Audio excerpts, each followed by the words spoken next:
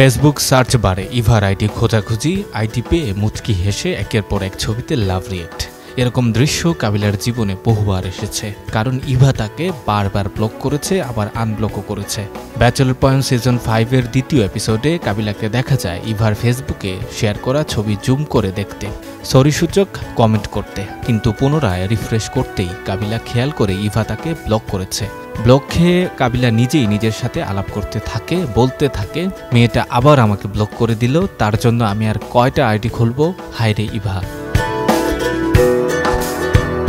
এগুলো বলতে বলতে আচমকা কাবিলার রুমে আগমন ঘটে হাবু ভাইয়ের। অনুমতি ছাড়া হাবু ভাই কেন তার রুমে আসে তা নিয়ে কাবিলা বিরক্তি প্রকাশ করে। জবাবে হাবু ভাই জানায় কাবিলা এখনো বিয়ে করেনি, একজন ছেলে অন্য একজন ছেলের রুমে যেতে অনুমতি লাগবে কেন।